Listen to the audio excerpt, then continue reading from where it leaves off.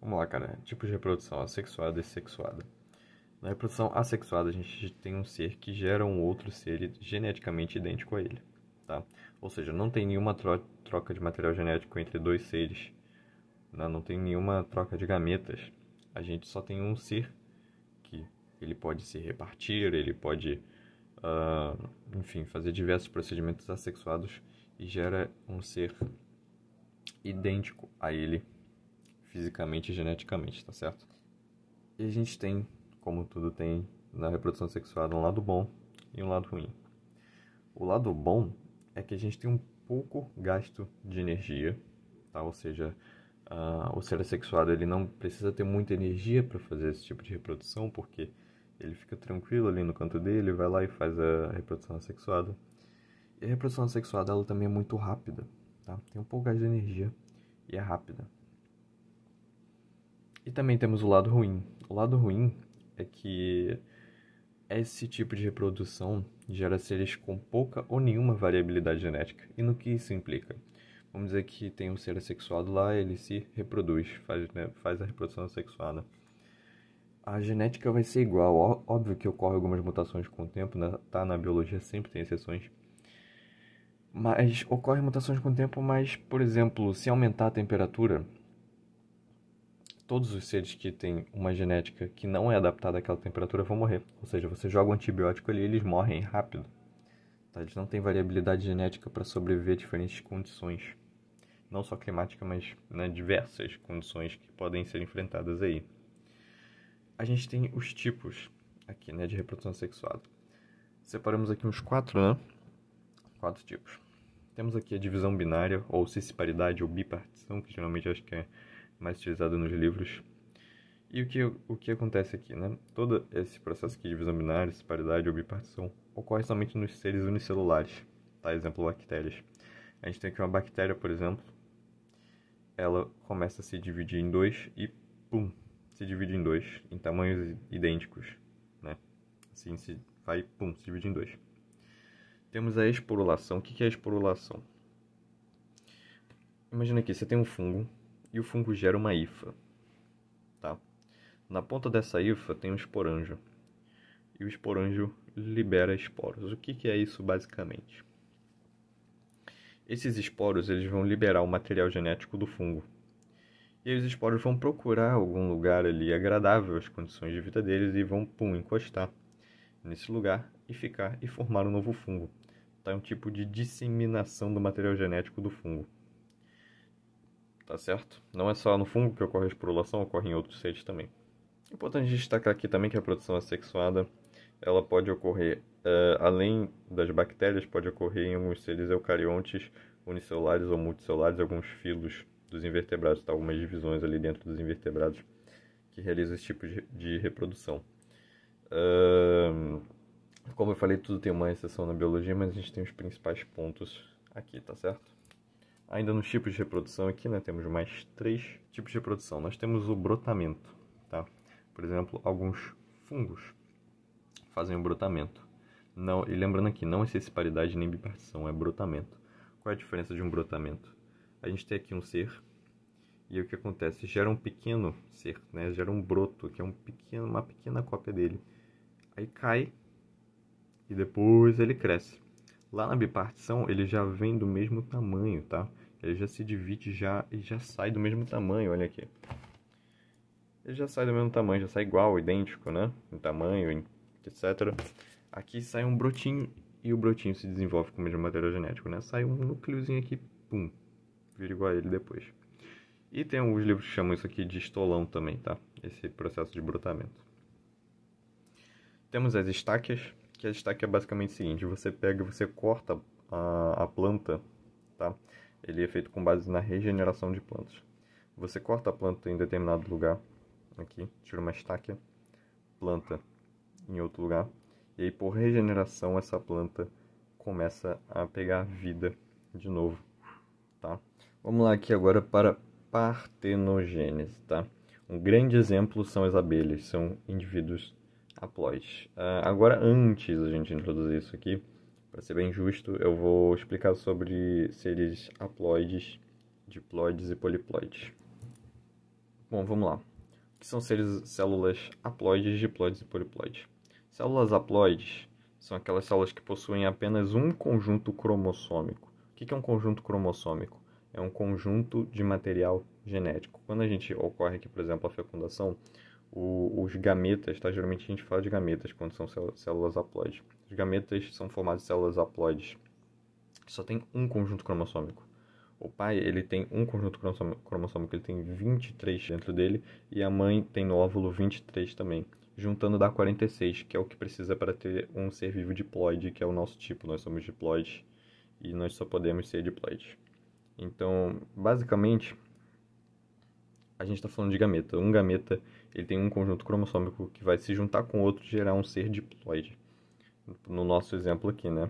Nós humanos somos diploides, dois conjuntos cromossômicos, porém, nossos gametas são haploides, porque a gente precisa da junção de dois, enfim, para gerar um ser diploide.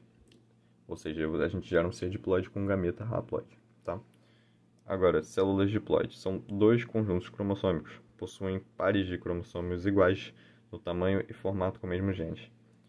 Esses pares são chamados de homólogos, tá? E quando a gente tem um conjunto cromossômico, a gente representa aqui por um N, um conjunto cromossômico. Quando a gente tem dois, são diploides, a gente tem 2N, dois conjuntos cromossômicos. E está aqui igual em tamanho, né? A gente tem aqui uma célula diploide. Nós somos formados de células diploides, nós temos células diploides, dois materiais genéticos, o do pai e o da mãe.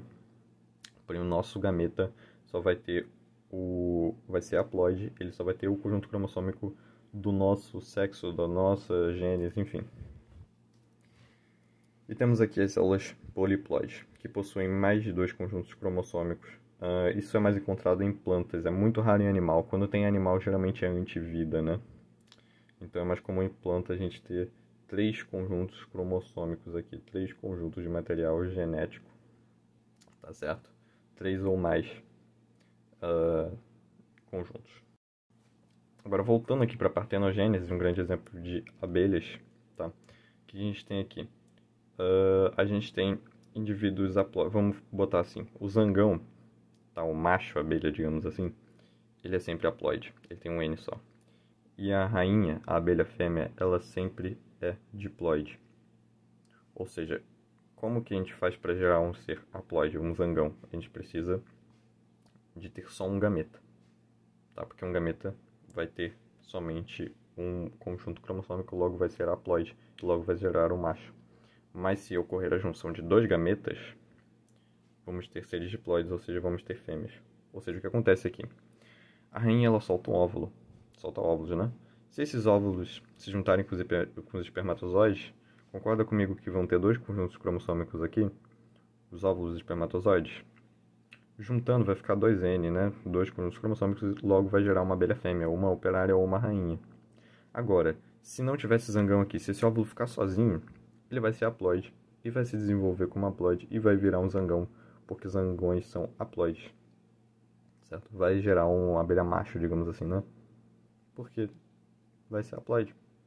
Ou seja, se tiver essa interação dos gametas, essa junção de material genético vai gerar uma operária e uma rainha, e se não houver, ficar sozinho aqui, ó, não existir isso daqui, vai virar um zangão. Tá certo? É basicamente isso. Antes, só para especificar, isso daqui é sexuada, tá? Ocorre a junção dos gametas. Se não ocorrer, a sexuada vai gerar indivíduos haploides, ou seja, zangões. Agora vamos aqui para a reprodução sexuada. Na reprodução sexuada, a gente tem a troca de material genético, tá certo? E o que acontece? Na troca de material genético, a gente tem coisas boas e ruins. O lado bom da reprodução sexuada é que a gente tem variabilidade genética.